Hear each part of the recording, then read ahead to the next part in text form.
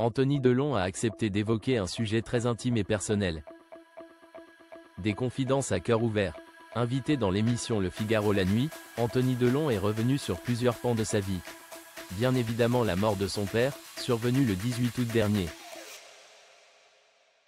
Et depuis le décès d'Alain Delon, les 3 filles de son fils aîné ont décidé de lui faire une demande particulière. C'est vrai que là, depuis son départ, j'ai revu beaucoup de choses avec mes enfants parce qu'elles avaient envie de voir des choses et c'est phénoménal ce qu'il a fait en 25 ans. Je dirais presque en 15 à 20 ans. C'est phénoménal, confie-t-il. Si son père est décédé aujourd'hui, Anthony Delon indique avoir toujours cru en une spiritualité. Anthony Delon évoque sa spiritualité. Des questions que lui a alors posées le journaliste du Figaro.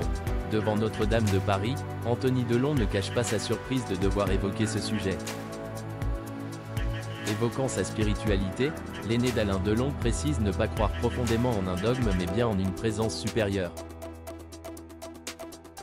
Vous m'attaquez à froid, dit-il au journaliste. J'ai une spiritualité, je crois en une énergie supérieure, de lumière, d'amour. Je pense que cette énergie est présente en chaque être humain, les arbres, les plantes, la nature, en l'univers. Je crois en pas mal de choses, indique-t-il à cœur ouvert.